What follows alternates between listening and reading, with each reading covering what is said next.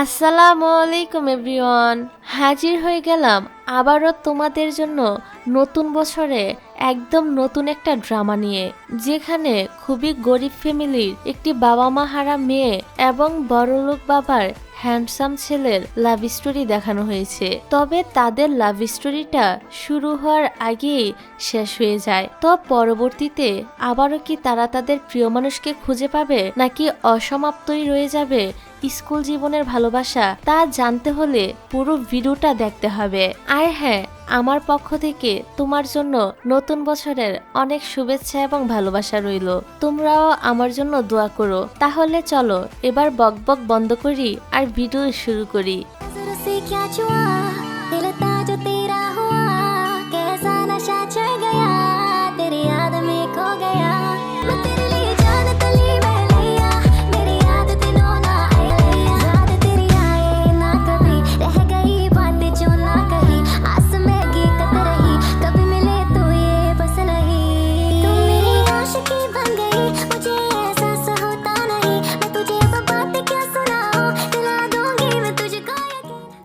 গল্পের শুরুতেই আমরা সু নামের একজন রাইটারকে দেখতে পাই, যে তার নতুন একটা বই পাবলিশ করার পর ইন্টারভিউ দিচ্ছিল। একজন রিপোর্টার তাকে জিজ্ঞাসা করে সে গল্পের শেষে নায়ক আর নায়িকার মিল করিয়া না দিয়ে গল্পটি অসমাপ্ত কেন রেখেছে এবং এই গল্পের উৎস কি। সু জানায় গল্পটি তার বাস্তব জীবনের ঘটনা। সু এবার আমাদেরকে তার লাভ স্টোরি সম্পর্কে বলতে শুরু করে। সময়টা ছিল যখন সু হাই স্কুলে পড়তো। একদিন ক্লাসের মধ্যে টিচার নতুন একটি ছেলেকে নিয়ে আসে। তার নাম ছিল সান, যে কিনা পড়াশোনা করতে একদমই পছন্দ করত না। তখনই সু সানকে দেখে বলতে শুরু করে এই ছেলেটি শেষে কিনা আমাদের স্কুলে ভর্তি হলো। আসলে সু যে ক্যাফে পার্ট টাইম জব করত, গতকাল রাতে সান আর তার এক ফ্রেন্ড সেই ক্যাফে গিয়েছিল। এখন সু কোনোভাবেই চাইছিল না স্কুলের কেউ তার জব সম্পর্কে কিছু জানুক। এমনকি টিচার তো সানকে সুয়ের পাশের সিটে বসতে বলে। সান তো সুকে দেখেই চিড়ে ফেলে। সু তখন সানকে বলে সে যেন সুয়ের পার্ট টাইম জবের কথাটা কাউকে না জানায়। সান বলে সে জানাবে না, তবে একটা শর্ত আছে। শর্তটা হলো সু তার জন্য যদি অনেকগুলো স্ন্যাক কিনে নিয়ে আসে, তাহলে সে এ কথাটা কাউকে জানাবে না। সু তার এ শর্তে রাজি না হলে সান তখনই উঁচু সুরে বলে ওঠে এখানের মিল্কটি সেল হয় কোন ক্যাফে। মানে সে সুয়ের ওই ক্যাফের কথাই বলছিল। সু তখন সানকে থামিয়ে বলে তাকে আর ব্ল্যাকমেল করতে হবে না, সে তার জন্য এখনই স্ন্যাক এনে দিবে। এবং দেখা যায় ক্লাস শেষে সু তার কথা রাখে। সানকে দেখে মুন তার সাথে কথা বলতে আসে।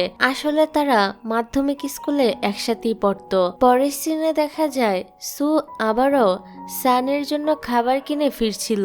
তখন তাদের ক্লাসের একটি মেয়ে সুয়ের কাছে সানের সম্পর্কে জানতে চায়, যে সান কি কি পছন্দ করে আর কি করে না, এসব আর কি। আসলে মেয়েটি সানের উপর ক্রাশ খেয়েছিল। মেয়েটি সুকে কিছু খাবার কিনে দেয় সানের ব্যাপারে আরো কিছু জানার জন্য। বাইজি নামের সুয়ের এক বান্ধবী জানায় সেও সানের উপর ক্রাশ খেয়েছে। সু তখন বলে তোমরা সবাই সানের মধ্যে এমন কি দেখেছ যে সবাই তার উপর ক্রাশ খেয়ে বসে আছো। এরই মধ্যে সান সেখানে এসে সুয়ের পানির বোতল থেকে পানি খেতে শুরু করে দেয়। বাকিরা বোঝার চেষ্টা করছিল তাদের মধ্যে আসলে কি চলছে। তারপর সু সানকে একটি লাভ লেটার দেয়, আর লেটারটি সু দিয়েছে ভেবে সান তো মহা খুশি হয়। কিন্তু যখন দেখে লেটারটা অন্য কেউ দিয়েছে, তখন সে রেগে সুকে বলে এরপর থেকে সু যেন কখনোই অন্য কারোর দেওয়া লেটার তাকে না দেয়। এসব দেখে সানকে মাই নামের যে মেয়েটা লেটার দিয়েছিল সে বুঝতে পারে সান সুকে পছন্দ করে, এই জন্য সে তার দেওয়া লেটারটি ছিঁড়ে ফেলেছে। তারপর মেয়েটি তো অনেকটা রেগে গিয়ে ঠিক করে এবার সে সুয়ের উপর প্রতিশোধ নিবে। পরের দিন মাই সুয়ের কাছ থেকে স্কুলের ফান্ডের জন্য জমানো সবার টাকা নিতে গেলে দেখা যায় টাকাগুলো চুরি হয়ে গিয়েছিল। সু বলে সে টাকাগুলো এখানেই রেখেছিল, তবে এখন আর সে খুঁজে পাচ্ছে না। আসলে মাই অন্য একটি মেয়েকে দিয়ে এই কাজটি করিয়েছিল, কিন্তু এখনো তো সে সবার সামনে সুকে চোর বানিয়ে অপরাধী করে দেয়। সু প্রতিবাদ করলে মাই বলে সু যেন প্রমাণ করে যে সে নির্দোষ। সু তো চিন্তায় পড়ে গিয়েছিল এতগুলো টাকা এখন সে কোথা থেকে দিবে। তখনই সান সুকে বলে টাকাগুলো কে চুরি করেছে তাকে ধরতে সান তাকে সাহায্য করবে। সু যেন আপাতত তার কথা মতো কাজ করে। তারপর সু অফিসে যায় টিচারকে টাকা চুরি হয়ে যাওয়ার কথাটা বলতে, তবে টিচার বলে টাকা তো অলরেডি অফিসে জমা দেওয়া হয়ে গিয়েছে, তুমি তো সানকে পাঠিয়েছিলে টাকা জমা দিতে। সু এবার বুঝতে পারে সান তাকে অনেক বড় একটা সাহায্য করেছে। সু বলে ও হ্যাঁ, সে ভুলেই গিয়েছিল টাকা জমা দেওয়া হয়ে গিয়েছে। এই বলে সু অফিস থেকে বের হয়ে সানের সাথে দেখা করতে আসে এবং তাকে সাহায্য করার জন্য ধন্যবাদ জানায়। সাথে বলে যত তাড়াতাড়ি সম্ভব সে সানের টাকা পরিশোধ করে দিবে। তারপর সান আর সু ভালোভাবে খোঁজ নেওয়ার মাধ্যমে জানতে পেরে যায় যে টাকাগুলো কে চুরি করেছে। ছুটির পর তারা সে মেয়েটিকে থামিয়ে এই ব্যাপারে জিজ্ঞাসা করে। মেয়েটি প্রথমে কোনো কথাই স্বীকার করতে চাইছিল না, তবে সান বলে আমার কাছে সিসিটিভি ফুটেজ রয়েছে যে টাকাগুলো তুমি চুরি করেছো। সান এই ফুটেজ টিচারকে দেখাতে চাইলে মেয়েটি এবার সব সত্যি কথা বলে দেয় যে সেই মায়ের কথাতে এর টাকাগুলো চুরি করেছিল। তারা যেন তার বিরুদ্ধে টিচারকে কোনো নালিশ না করে। সে অনেক গরিব ফ্যামিলির মেয়ে, তাকে যদি স্কুল থেকে সাসপেন্ড করে দেওয়া হয় তাহলে হয়তো সে আর অন্য স্কুলে ভর্তি হতে পারবে না। সে বারবার সুয়ের কাছে ক্ষমা চাইতে থাকে। সু তখন তাকে ক্ষমা করে দিয়ে বলে এখান থেকে চলে যেতে। এবার সান বলে তোমার উচিত ছিল মেয়েটির বিরুদ্ধে টিচারের কাছে কমপ্লেন করা। সু বলে মেয়েটি তো অনুতপ্ত হয়ে তার কাছে ক্ষমা চেয়েছে, এখন তো এসবের পিছনে কে আছে তাও জানা গিয়েছে। সান যেন এসব নিয়ে আর বেশি না ভাবে। সুয়ের এরকম উদারতা দেখে সান তো একদম মুগ্ধ হয়ে যায়। এবার সু তাকে প্রমিস করতে বলে যেন সান মেয়েটির বিষয়ে কাউকে কিছু না জানায় এবং সিসিটিভি ফুটেজটা যেন ডিলিট করে দেয়। সান বলে তোমার কি আমাকে দেখে স্কুলের প্রিন্সিপাল বলে মনে হচ্ছে নাকি যে আমার কাছে স্কুলে কোনো ফুটেজ থাকবে? তখন তো ওই মেয়েটিকে ভয় দেখানোর জন্য আমি এই মিথ্যা কথাটা বলেছিলাম। যাই হোক, এবার সু সানকে তার টাকা ফেরত দিতে চাইলে সান মানা করে দেয় আর বলে এই টাকার বদলে সু যেন প্রতিদিন তাকে খাবার কিনে এনে দেয়। সু তো এবার রেগে গিয়ে বলে সে কি তার চাকরানি নাকি যে তার কথা মতো চলবে। যাই হোক, পরের সিনে দেখা যায় সানের আগের স্কুলের বান্ধবী ইয়ালা এসেছে সানের সাথে দেখা করতে। আসলে ইয়ালা সানকে পছন্দ করত। মুনার তার ফ্রেন্ড বলতে থাকে সানের সাথে ইয়ালাকে বেশ ভালোই মানিয়েছে, তবে সান ইয়ালাকে তেমন একটা পাত্তা না দিয়ে এখান থেকে চলে যায়। তারপর ক্লাসে সানকে অমনোযোগী দেখে টিচার থেকে পানিশমেন্ট হিসেবে ক্লাসের বাইরে দাঁড় করিয়ে রাখে। সান তখন প্লেগ্রাউন্ডে এসে বাস্কেটবল খেলতে শুরু করে দেয়। অন্যদিকে দেখা যায় সানের বাবা তাকে ফোন করেছে। সু ফোনটা রিসিভ করে। সানের বাবা সানকে উদ্দেশ্য করে বলতে থাকে তাড়াতাড়ি বাড়িতে ফিরতে, তার টিউশন টিচার তার জন্য ওয়েট করছে। সান ক্লাসে আসলে সু বলে তার বাবা ফোন করেছিল। বাবার কথা শুনে সান ফোনটাই ছুঁড়ে ভেঙে ফেলে। সু তার সাথে কথা বলতে আসলে সে সুয়ের সাথেও বেশ খারাপ ব্যবহার করে। এতে তো সু অনেক বেশি কষ্ট পায়। পরের দিন সানের বাবা সানের স্কুলে আসে। টিচার তার বাবাকে জানায় সান ক্লাসে একদমই মনোযোগী নয় এবং সে টিচারদের কথাও শোনে না। সানের বাবা এবার সানকে এসে বোঝায় এরপর থেকে সে টিচারদের সাথে কোনো খারাপ ব্যবহার যেন না করে, নয়তো আগের স্কুলের মতো এই স্কুল থেকেও তাকে বের করে দেওয়া হবে। সান তার বাবাকে বলে সে যেন তার বিষয়ে মাথা না ঘামায় এবং সানকে নিজের মতো থাকতে দেয়। সানের কথা শুনে তার বাবা প্রচন্ড রেগে গায়ে হাত তুলতে যায় এবং বলে খুব শীঘ্রই তোমাকে আমি বিদেশে পাঠানোর ব্যবস্থা করছি। সানকে আরো কিছু কথা শুনিয়ে তার বাবা এখান থেকে চলে যায়। এবার সান যখন মন খারাপ করে একা একা বসেছিল তখন সু আসে তার সাথে কথা বলতে। সে মনের কাছ থেকে সানের ব্যাপারে জানতে পেরেছিল যে তার আর তার বাবার সম্পর্ক তেমন একটা ভালো না। সু তাকে বলে সান যেন এরকম মন খারাপ করে বসে না থাকে। সু এবার তার নিজের ব্যাপারেও জানায় অনেক ছোটবেলায় তার বাবা মারা যাওয়ার পর তার মা অন্য জায়গায় বিয়ে করে নিয়েছিল আর ছোট্ট সুকে রেখে গিয়েছিল তার দাদির কাছে। দাদি মারা যাওয়ার পর সু বড্ড একা হয়ে পড়ে। এরপর থেকে সে একা একাই বড় হয়েছে।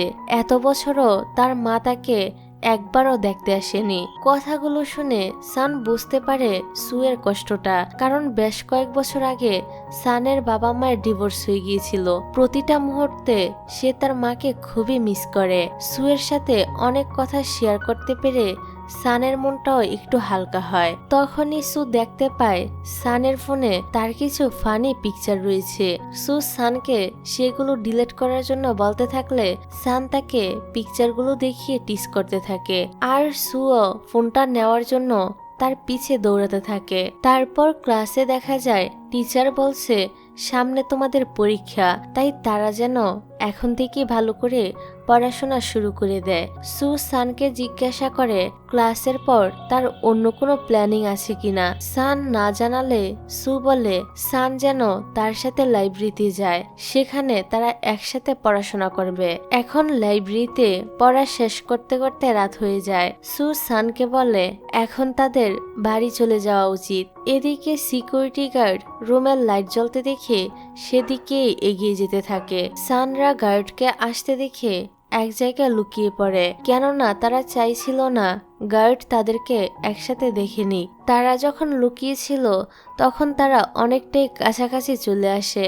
এক পর্যায়ে সান সিকিউরিটি গার্ডের চোখ ফাঁকি দিয়ে সুকে নিয়ে বাইরে বের হয়ে আসে। এখানে ঠান্ডা লাগছে দেখে সান তার জ্যাকেটটা সুকে পরিয়ে দেয়। সানের সাথে থাকতে সুয়েরও কেমন জানি ভালো লাগছিল। যাই হোক, পরের দিন সানকে তার বাবা জোর করে টিউশন ক্লাসে পাঠিয়ে দেয়। দেখা যায় ইয়ালাও সেখানে পড়তে এসেছে। সে এসে সানের পাশেই বসে। সান তাকে জিজ্ঞাসা করে সে এখানে কি করছে। ইয়ালা বলে সে সানের বাবা থেকে জানতে পেরেছে সান এখানে টিউশন নিতে আসবে, তাই সেও এখানে ভর্তি হয়েছে। ইয়ালার ইচ্ছা সেও সানের সাথে বিদেশে গিয়ে পড়াশোনা করবে। এক কথায় সান যেখানে যেখানে যাবে সেও সেখানে সেখানেই যাবে। সান ইয়ালার এসব কথা শুনে বেশ বিরক্ত হয়, তবে ইয়ালা তার বন্ধু হওয়ায় সে তাকে কিছুই বলতে পারে না। পরের দিন ইয়ালা আবারও সানের স্কুলে যায় তার সাথে দেখা করার জন্য। একটি মেয়ের কাছে সে সানের কথা জিজ্ঞাসা করলে মেয়েটি বলে সে তো সানকে দেখেইনি, তবে সে বলে সান সবসময় সুয়ের সাথেই থাকে। সুই বলতে পারবে সানকে এখন কোথায় পাওয়া যাবে। ইয়ালা যখন সুয়ের সাথে দেখা করে তখন সে তাকে চিনতে পেরে যায়।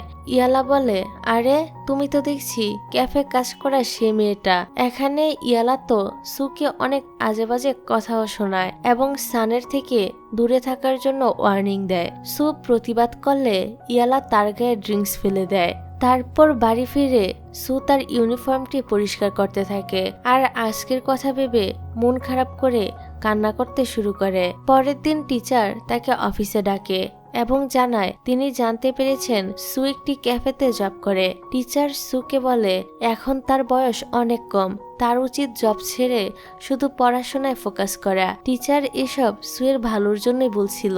তারপর সু ক্লাসে আসলে মাই তার ক্যাফের কাজ করার ব্যাপারটা নিয়ে তার সাথে মজা করতে থাকে। সান তখন সুয়ের সাইড নিয়ে কথা বলে এবং ধমক দিয়ে মাইকে চুপ করিয়ে দেয়। পরের সিনে দেখা যায় সু সানকে বলছে সে বড় হয়ে একজন রাইটার হতে চায়, কারণ তার লেখালেখি করতে ভীষণ ভালো লাগে। সু সানকে জিজ্ঞাসা করে সে ভবিষ্যতে কি হতে চায়। সান বলে তার কোনো ভবিষ্যৎ প্ল্যান নেই, সে জানে না সে কি করতে চায়। সু তখন সানের একটি ড্রয়িং দেখে বলে তুমি ড্রয়িং এর সাথে সাথে ম্যাথেও অনেক ভালো, তাই আমার মনে হয় ভবিষ্যতে তোমার আর্কিটেক্ট হওয়া উচিত। সুয়ের কথা শুনে সান নিজেও ঠিক করে সে বড় হয়ে আর্কিটেক্ট হবে। তারপর সান ক্যাম্পাসে ঝুলিয়ে রাখা নোটিশে একটি রাইটিং ক্যাম্পিং এর ব্যাপারে জানতে পারে। এটা দেখে সে কিছু একটা ভাবে। তারপর ক্লাসের দৃশ্য দেখানো হয়। টিচার জানায় কম্পিটিশনের জন্য এ ক্লাস থেকে সুকে সিলেক্ট করা হয়েছে। এদিকে সু তো এসবের কিছুই জানতো না। তখন সান জানায় সে সুয়ের নামে কম্পিটিশনের ফর্ম ফিল আপ করেছে। সু অবশ্য এতে অনেকটা খুশি হয়। তারপর সু যখন থার্ড ফ্লোরে যাচ্ছিল তখন একটি ছেলের সাথে ধাক্কা লেগে তার হাতের পেপারগুলো পড়ে যায়। এই ছেলেটার নাম হলো শ্যাং। সু শ্যাং এর সাথে পরিচিত হয়ে জানতে পারে সেও রাইটিং কম্পিটিশনে পার্টিসিপেট করবে। এই শ্যাং আবার স্কুলের সব মেয়েদের ক্রাশ বয় ছিল। এরপর থেকে প্রায় সময় সু আর শ্যাংকে একসাথে দেখা যায়, যে ব্যাপারটা সানও লক্ষ্য করে। সে মুনের কাছে শ্যাংয়ের ব্যাপারে জিজ্ঞাসা করলে মুন বলে পুরো স্কুলে শ্যাং খুবই পপুলার, সবাই তো তাকে চিনে, আর তুই কিনা তাকে চিনিস না। তারপর হলিডেতে সান তার এক ফ্রেন্ডের জন্মদিনের পার্টিতে যায়। সে সুকেও সাথে করে নিয়ে এসেছিল। এ পার্টিতে ইয়ালাও এসেছিল।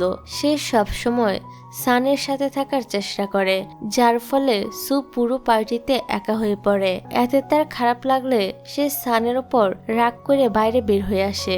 এর রাস্তা দিয়ে তখন শ্যাং যাচ্ছিল।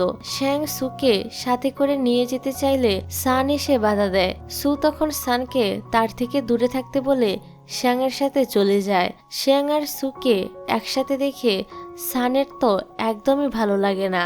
এদিকে শ্যাংকে দেখা যায় সে সুকে পছন্দ করতে শুরু করেছে, তবে সে এখনই সুকে কিছুই বলে না, বরং সঠিক সময়ের জন্য অপেক্ষা করে। অপরদিকে সান মুনকে সব ঘটনা খুলে বলছিল। মুন বলে সানের উচিত হবে ইয়ালাকে স্পষ্ট করে বলে দেওয়া যে সে তাকে শুধুমাত্র বন্ধু ভাবে, এর থেকে বেশি কিছু সে যেন সানের কাছে আশা না করে, নয়তো সানের ওপর ইয়ালার প্রত্যাশা দিন দিন বেড়েই চলবে। রাতে সান সুয়ের রাগ ভাঙাতে একটি গিফট রেডি করে।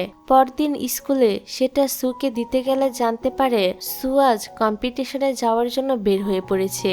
শান্ত এটা ভেবে একটু অবাক হয় যে সু তাকে না জানিয়ে চলে গিয়েছে। সে গাড়ির পিছনে দৌড়াতে থাকে আর একসময় সুকে গিফটটা দিতে সফল হয়। সু চলে যাওয়ার পর সানকে সব সময় মন খারাপ করে থাকতে দেখা যায়। এভাবে বেশ কয়েকদিন পার হয়ে যায়। একদিন মুন জানায় সু আজ কম্পিটিশনে জিতে ফিরে আসছে। এটা শুনে তো সান অনেক বেশি খুশি হয়, তবে সে খুশি হলেও সুয়ের সামনে অভিমান করে থাকার ভান করে, কারণ এ কয়েকদিন সু একবারও তার মেসেজের রিপ্লাই দেয়নি। সু নিজে থেকে সানের সাথে কথা বলতে আসলো সে তেমন একটা কথা বলে না। এখানে আমাদেরকে দেখানো হয় সানের দেওয়া গিফটটা পেয়ে সেদিন সু কতটা খুশি হয়েছিল। সু সানকে ট্রিট দেওয়ার জন্য একটি রেস্টুরেন্টেও নিয়ে যায়, কারণ সান যদি সুয়ের নামটা কম্পিটিশনে না লেখাতো তাহলে সে কখনো এই সুযোগটা পেতই না।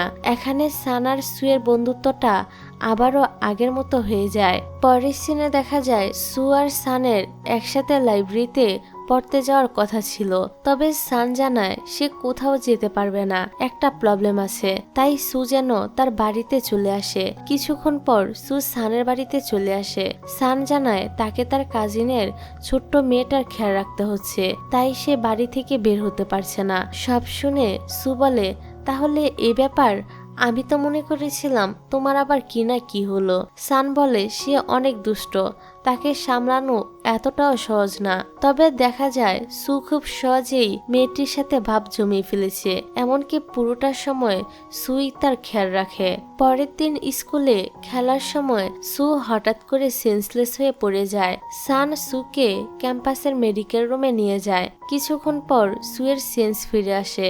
সান সুয়ের অনেক খেয়াল রাখতে শুরু করে।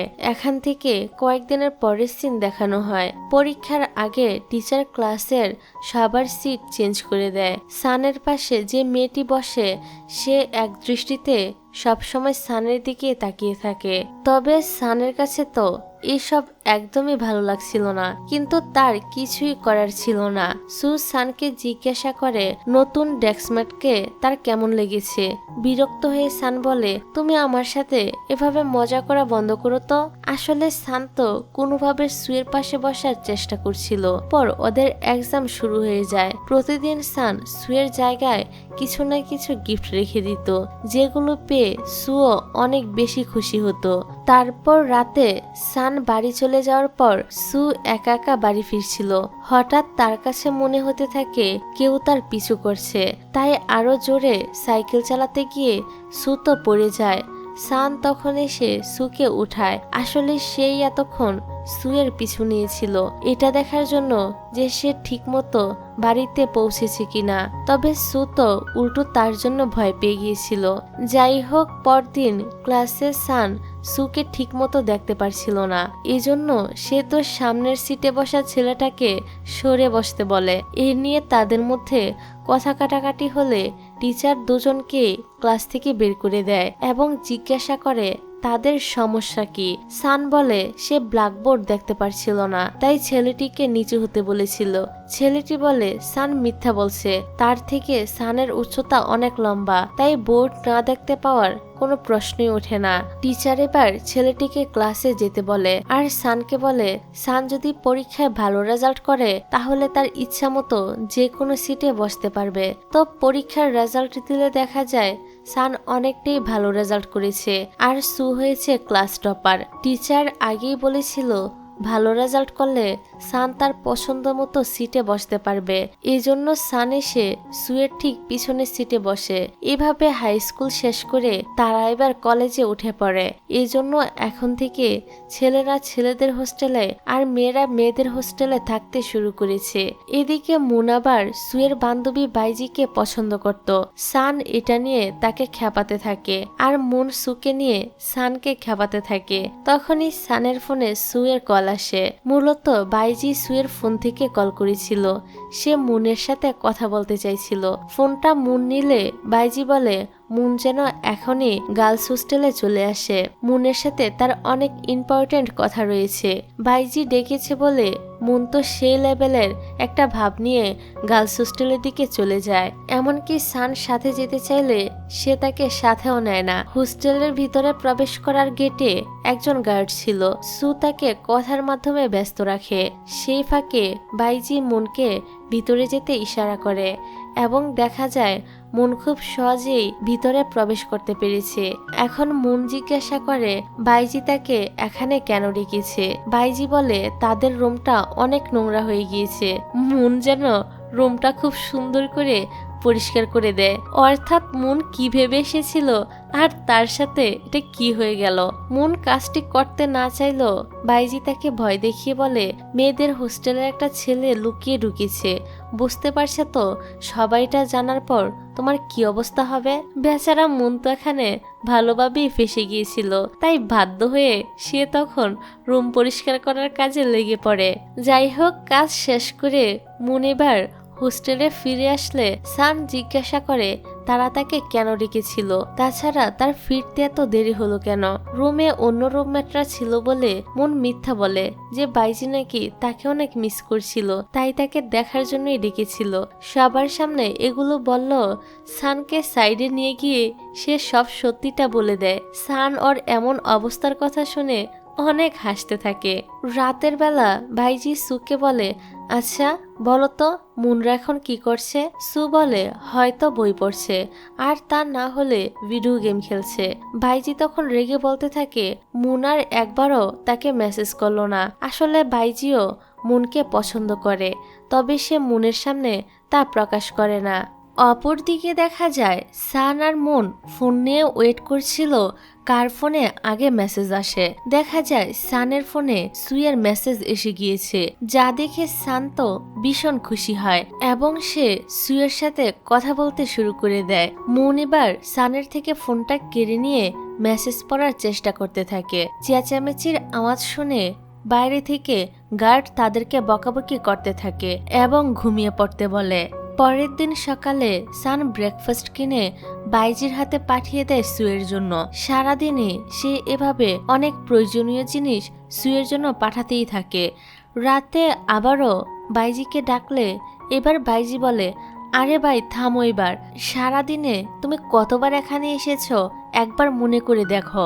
সান এবার তাকে রিকোয়েস্ট করে বলে লাস্ট বারের মতো বাইজি যেন তার কথাটা শুনে। সে বাইজিকে একটি জায়গার লোকেশন জানিয়ে দিয়ে বলে সে অবশ্যই যেন সুকে সেখানে নিয়ে আসে, কারণ আজকে সুয়ের জন্মদিন। বাইজিরও তখন মনে পড়ে, আরে ঠিকই তো, আজকে তো সুয়ের জন্মদিন। সে সুকে সে লোকেশনে নিয়ে যায়। সবাই সুকে সারপ্রাইজ দেওয়ার জন্য ওয়েট করছিল। এসব দেখে সু অনেক বেশি অবাক হয় আর সাথে খুশিও হয়। এখানে সবাই খুব মজা করে সুয়ের জন্মদিনটা সেলিব্রেট করে। পরের দিন দেখা যায় বাইজি যেখানে নাচ শিখতে যায় মুনও সেখানে ভর্তি হয়েছে। এটা দেখে বাইজি মনের উপর বিরক্ত হয়। এদিকে এই সময় সু আর সান একসাথে ঘুরতে বের হয়। তারপর দেখা যায় স্কুলের ল্যান্ডলাইনে কেউ ফোন করে সুকে খুঁজছিল। আসলে ফোনটা সুয়ের মাই করেছিল। এত বছর পর মা তাকে ফোন করেছে দেখে সু তো অনেক বেশি অবাক হয়। সেই সাথে সুয়ের তো তার মায়ের উপর অনেক অভিমানও জমা ছিল। এই কারণে সে তার মাকে বলে এত বছর পর তিনি কি মনে করে সুকে ফোন করেছে। সুয়ের মা সুয়ের সাথে দেখা করতে চাইছিল। সু ওনার সাথে রাগারাগি করে ফোনটা রেখে দেয় এবং প্রচন্ড কান্না করতে শুরু করে। লাঞ্চের সময় ক্যাফে কোথাও সুকে দেখতে না পেয়ে সান বাইজিকে জিজ্ঞাসা করে যে সু কোথায়। সে বলে সু তার বাড়িতে গেছে। এই কথা শুনে শান্ত বেশ অবাক হয় আর ভাবতে থাকে হঠাৎ করে সু বাড়ি কেন চলে গেল, অথচ তাকে একবারও জানালো না। বাইজি তখন বলতে থাকে আজ সুয়ের মা তাকে ফোন করেছিল, তিনি সুয়ের সাথে দেখা করতে চান, কিন্তু সু ওনার সাথে দেখা করতে চায় না। সে অনেক কান্নাকাটি করছিল, তাই মন ভালো করার জন্যই তার দাদিমার বাড়িতে চলে গিয়েছে। সান জিজ্ঞাসা করে সু কবে ফিরে আসবে। বাইজি বলে সে এ ব্যাপারে কিছুই জানে না। সান সারাদিন সু ফিরে আসার অপেক্ষায় থাকে। অবশেষে রাতে সু ফিরলে সান তাকে একটি জায়গায় নিয়ে যায়। সে সুকে এখানে নিয়ে এসেছিল যাতে তার মনটা একটু ভালো করতে পারে। সান সুকে বুঝায় যে তার মা তাকে এখনো ভালোবাসে। হয়তো কোনো কারণে সে সুয়ের সাথে এতদিন দেখা করতে পারেনি, তবে এখন যেহেতু তার মা তার সাথে দেখা করতে চায় তাই সুয়ের উচিত হবে ওনার সাথে দেখা করা। সান এখানে নিজের ব্যাপারেও অনেক কথা শেয়ার করে। তারপর এক সময় একটি লাইটার দিয়ে দুইটা আতশবাজিতে আগুন ধরিয়ে তা নিয়ে দুজন মজা করতে থাকে। এতে সুয়ের মনটাও অনেকটাই ভালো হয়ে যায়। অন্যদিকে আমরা বাইজি আর মুনকে একসাথে দেখতে পাই। তারা দুজন টিচারকে দেখে একটি জায়গায় লুকিয়েছিল। টিচার চেষ্টা করছিল রুমের দরজা খোলার, তার সন্দেহ ভিতরে কেউ আছে। এই সময় সান সেখানে এসে টিচারকে নিয়ে যায় যাতে মুন আর বাইজিকে টিচার একসাথে দেখে না ফেলে। পরের দিন স্কুল ছুটির পর সান আর সু যখন বাড়ি ফিরছিল তখন দেখা যায় সুয়ের মা এসেছে তার সাথে দেখা করতে। তিনি তাকে নিয়ে যেতে চাইছিলেন কিন্তু সু যেতে রাজি হচ্ছিল না। পাশ থেকে সান সুকে তার মায়ের সাথে যাওয়ার জন্য বললে অবশেষে সু যেতে রাজি হয়। বাড়ি যাওয়ার পর সু দেখে তার মা তার জন্য বিভিন্ন ধরনের খাবার তৈরি করেছে, তবে সু এসব দেখে তেমন কোনো রিয়াকশন করে না। সুয়ের মা এবার বলতে শুরু করে তার বাবা মা মারা যাওয়ার পর সুয়ের মা অনেক কষ্টে তার আর তার দাদির দেখাশোনা করেছিল। এখন বর্তমানে ওনার যে হাজব্যান্ড তার সাথে উনি বিয়ে করেছিলেন যাতে তিনি সুকে একটি ভালো জীবন দিতে পারে। তিনি সুকে তার দাদির কাছ থেকে অনেকবার নিয়ে যাওয়ার চেষ্টা করেছে, কিন্তু তার দাদি সুকে ছাড়তে কখনই রাজি হয়নি। এই জন্য তিনি সুকে রেখে চলে গিয়েছিলেন। অবশ্য তিনি প্রতি মাসে সুয়ের জন্য টাকা পাঠাতেন। তিনি আরো বলেন প্রতিটা মুহূর্ত তিনি সুকে কতটা মিস করেছে তা শুধু তিনি নিজেই জানে। এখন তিনি চান সুকে সাথে নিয়ে যেতে, তবে সু এ ব্যাপারে কোনো কথাই বলে না। তারপর সুয়ের মা তাকে সাথে করে একটি পার্লারে নিয়ে যায়। তিনি এখানে সুকে ট্রিটমেন্ট নিতে বললে সু মানা করে দেয়। অন্যদিকে সানদের বাড়ির দৃশ্য দেখানো হয়। সানের বাবা বলছিল, আমি শুনেছি আজকাল তুমি সু নামের একটি মেয়ের সাথে অনেক বেশি ঘোরাঘুরি করো। তোমার এখন সব ফোকাস পড়াশোনায় দেওয়া উচিত। আশা করি তুমি বুঝতে পেরেছো যে আমি কি বোঝাতে চেয়েছি। তাছাড়া আমি চাই তুমি পড়াশোনা করতে আমেরিকায় চলে যাও। তবে সান চাইছিল না বিদেশে গিয়ে পড়াশোনা করতে, সে দেশেই ভালো কোনো ভার্সিটিতে পড়তে চাইছিল। এ নিয়ে বাবা ছেলের মাঝে কথা কাটাকাটি হয় এবং সান রাগ করে খাবার টেবিল থেকে উঠে যায়। এদিকে দেখা যায় সুয়ের মা সুকে বলছিল সু তো নিশ্চয়ই এখন থেকে ওনার সাথে ওনার বাসাতেই থাকবে, তাই তিনি এ বাড়িটা বিক্রি করে দিতে চান, কারণ বাড়িটা সুয়ের বাবা এবং তার নামেই লেখা রয়েছে। যা শুনে সু তো বেশ রেগে যায়। সে এই বাড়িটি কোনোভাবেই বিক্রি করবে না, কারণ এ বাড়িতে তার বাবার শেষ স্মৃতি রয়েছে। এসব নিয়ে সু তার মায়ের সাথে ঝগড়া করে বাড়ি থেকে বের হয়ে পড়ে। বাইরে তখন বৃষ্টি পড়ছিল। সু বৃষ্টিতে ভিজতে ভিজতে কান্না করতে থাকে। সান তখন এখানে এসে সুয়ের এই অবস্থা দেখে তাকে আগে নিজের জ্যাকেটটি পরিয়ে দেয়। সু সানকে জড়িয়ে ধরে আরো বেশি কান্নায় ভেঙে পড়ে। সান তখন সুকে সামলে নেয়। একটু পর সু জিজ্ঞাসা করে, এত রাতে সান এখানে কি করছে? সান বলে বাবার সাথে ঝগড়া করে সেও বাড়ি থেকে বের হয়ে এসেছে। সান ভেবেছিল আজ সে সুয়ের বাড়িতেই থাকবে, কিন্তু সুয়ের কাছ থেকে সব ঘটনা শোনার পর সে বুঝতে পারে থাকার জন্য তাদেরকে অন্য কোনো জায়গার খোঁজ করতে হবে। আর খুঁজতে খুঁজতে তারা একটি জায়গাও পেয়ে যায় থাকার জন্য। পরের দিন সু বাড়ি গিয়ে দেখে তার মা বাড়িটি বিক্রি করার জন্য একজন লোককে ডেকে নিয়ে এসেছে। এটা দেখে সুয়ের আবারও রাগ হয়ে যায়। সে তাদেরকে বলে এ বাড়িটি তার বাবার, সে বাড়ি বিক্রি করতে দিবে না, তারা যেন এখান থেকে এখনই চলে যায়। সুয়ের মা তখন বলে তার বর্তমান হাজবেন্ড ব্যবসায় অনেক লস খেয়েছে, তাই সে এ বাড়ি বিক্রি করার টাকা দিয়ে তাকে হেল্প করতে চায়। তিনি সুকে বলে প্রতি মাসে সে সুকে যে টাকাগুলো দিত সেগুলো তাকে তার হাজবেন্ডই দিত। এখন তার খারাপ সময়ে তিনি তার পাশে দাঁড়াতে চায়। সু বলে তাদের দেওয়া একটা টাকাও সে খরচ করেনি, সে তাদেরকে ওই সকল টাকা ফেরত দিয়ে দিবে, কিন্তু তবু এ বাড়িটি বিক্রি করতে দিবে না। সুয়ের সাথে সানও এখানে এসেছিল। সে সুয়ের মাকে বলে তার যত টাকা প্রয়োজন সে তাকে দিয়ে দিবে, তিনি যেন বাড়িটি বিক্রি না করে। সু সানকে তার জন্য এসব কিছু করতে নিষেধ করে, তবে সান কিছুই শুনে না। সে ওই লোকটাকে নিজের পরিচয় দিয়ে বলে এ বাড়িটা এখন আর বিক্রি করা হবে না, তারা এখন আসতে পারে। তারপর সান তার বাবার কাছে গিয়ে 1 মিলিয়ন টাকা চায়। বাবা বলে তুমি এসব সু নামের ওই মেয়েটির জন্য করছো, তাই না? আসলে সানের বাবাকে ওই লোকটি এ ব্যাপারে জানিয়েছিল যারা কিনা সুয়ের বাড়িটি কিনতে গিয়েছিল।